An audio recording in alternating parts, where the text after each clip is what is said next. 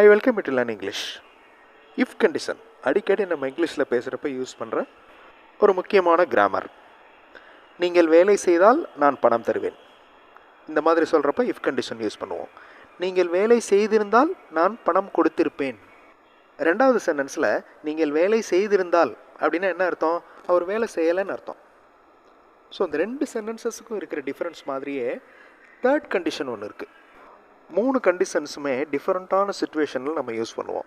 இதில் அடிக்கடி யூஸ் பண்ணுறது ஃபர்ஸ்ட் கண்டிஷன். ரொம்ப ஈஸி. அதனுடைய ஸ்ட்ரக்சரையும் செகண்ட் கண்டிஷனுடைய ஸ்ட்ரக்சரையும் இந்த வீடியோவில் பார்க்கலாம். அதாவது, நீங்கள் பயிற்சி செய்தால் நீங்கள் ஆங்கிலம் பேசுவீர்கள். நீங்கள் பயிற்சி செய்திருந்தால் நீங்கள் ஆங்கிலம் பேசியிருப்பீர்கள். I welcome you to the channel Sentax. உங்களுடைய ஸ்போக்கன் இங்கிலீஷ் ஸ்கில் டெவலப் பண்ணுறதுக்கு வீடியோஸ் அப்லோட் பண்ணிட்டு வரேன். ப்ராக்டிஸ் பண்ணிகிட்டே இருங்க, கண்டிப்பாக டெவலப்மெண்ட் இருக்கும்.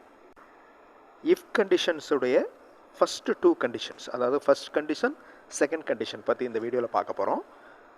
இதனுடைய ஸ்ட்ரக்சர் பாருங்கள். இஃப் யூ டூ, நீங்கள் செய்தால். இஃப் ஹீ ரைட்ஸ், அவர் எழுதினால்.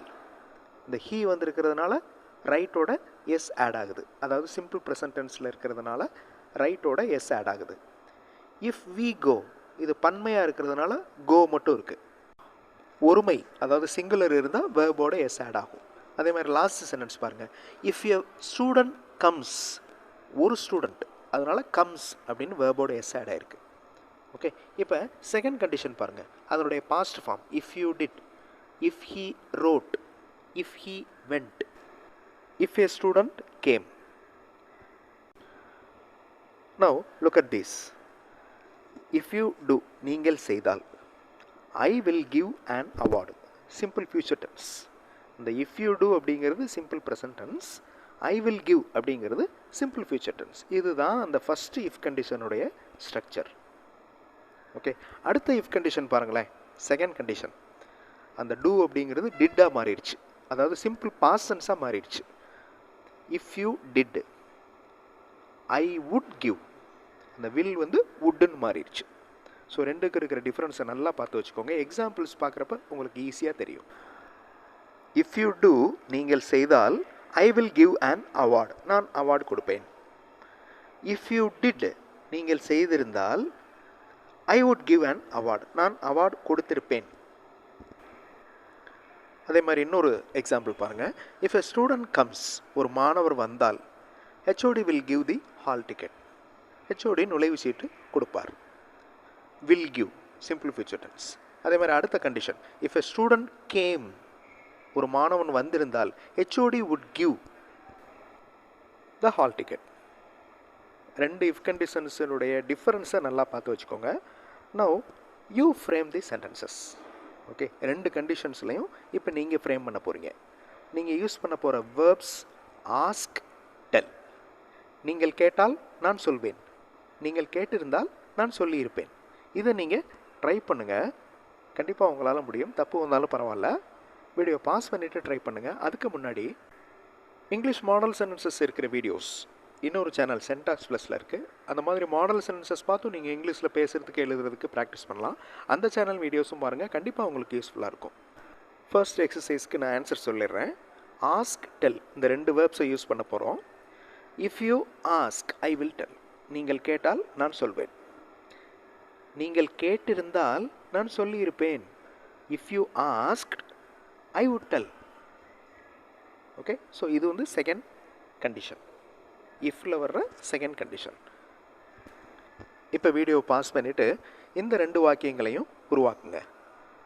கம், சி, இந்த ரெண்டு வேர்ப்ஸை நீங்கள் யூஸ் பண்ண போகிறீங்க. நாங்கள் வந்தால் அவரை பார்ப்போம், நாங்கள் வந்திருந்தால் அவரை பார்த்திருப்போம். வீடியோ பாஸ் பண்ணிவிட்டு சென்டென்ஸ் ஃப்ரேம் பண்ணுங்கள். கிராமர் மிஸ்டேக் இருந்தாலும் பரவாயில்ல, ஆன்சர் பார்த்து திருத்திக்கலாம். ட்ரை பண்ணுங்கள், கண்டிப்பாக உங்களால் முடியும். ஆன்சர் ஃபியூ செகண்ட்ஸில் டிஸ்பிளே ஆகும். If we come, we will see him. Okay, simple present tense, simple future tense. If we come, we will see him. அடுத்த if condition, second conditionல if we came, simple past tense. If we came, we would see him. Again video pass பண்ணிவிட்டு இந்த வாக்கியங்களை உருவாக்குங்க. Speak, accept, இந்த 2 வேர்ப்ஸை use பண்ணுங்கள். அவர் பேசினால் அவர்கள் ஒத்துக்கொள்வார்கள். அவர் பேசியிருந்தால் அவர்கள் ஒத்துக்கொண்டிருப்பார்கள். வீடியோ பாஸ் பண்ணிவிட்டு ஆன்சர் ஃப்ரேம் பண்ணுங்கள். ஆன்சர் ஃபியூ செகண்ட்ஸில் டிஸ்பிளே ஆகும்.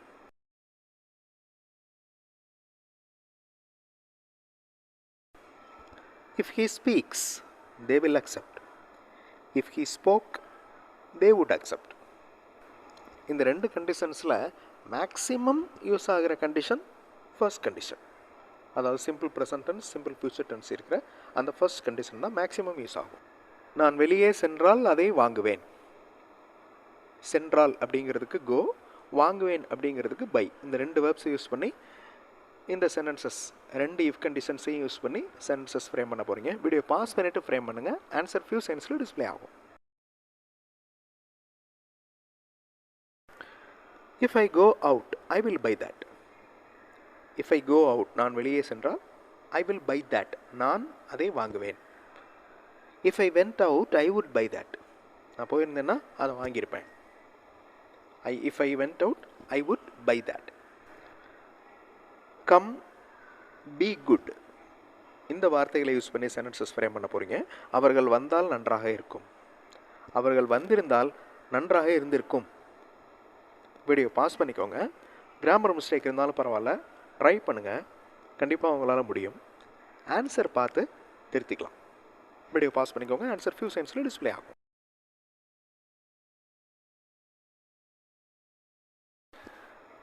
If they come, it will be good.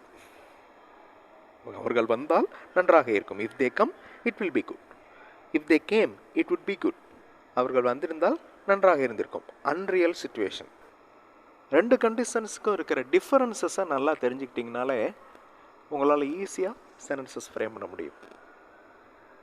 So நம்ம 2 கண்டிஷன்ஸ் மட்டும்தான் பார்க்குறோம். 3rd கண்டிஷன் ஒன்று இருக்குது. அதை அடுத்தடுத்த வீடியோஸில் பார்க்கலாம். Now look at these sentences. அவர் முயற்சி செய்தால் அவரால் முடிக்க முடியும். அவர் முயற்சி செய்திருந்தால் அவரால் முடித்திருக்க முடியும். Try, complete. வீடியோ பாஸ் பண்ணிவிட்டு சென்டென்ஸ் ஃப்ரேம் பண்ணுங்கள். ஆன்சர் ஃபியூ செகண்ட்ஸில் டிஸ்பிளே ஆகும்.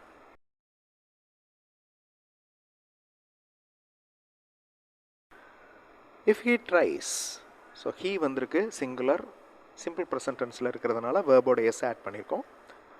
ஒய் அப்படிங்கிறது ஐஇஎஸ் அப்படின்னு மாறி இருக்கு. If he tries, he will complete. If he tried, he would complete. இது செகண்ட் கண்டிஷன். நீங்கள் பயிற்சி செய்தால் நீங்கள் ஆங்கிலம் பேசுவீர்கள். நீங்கள் பயிற்சி செய்திருந்தால் நீங்கள் ஆங்கிலம் பேசியிருப்பீர்கள். Practice, speak. ப்ராக்டிஸ் எஸ்இ அப்படின்னு இருந்துச்சுன்னா அது வேர்ப். சிஇ அப்படின்னு இருந்துச்சுன்னா அது noun. If you practice you will speak English. If you practised you would speak English.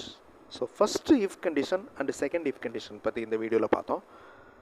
சின்ன சின்ன சென்டென்சஸாக ஃப்ரேம் பண்ணுங்கள். கண்டிப்பாக உங்களால் இங்கிலீஷில் சென்டென்சஸ் எழுதி பேச முடியும். அடுத்த வீடியோவில் இன்னொரு இன்ட்ரெஸ்டிங்கான கிராமர் எக்ஸசைஸோடு பார்க்கலாம். தேங்க்ஸ் ஃபார் வாட்சிங் and thanks for your valuable comments.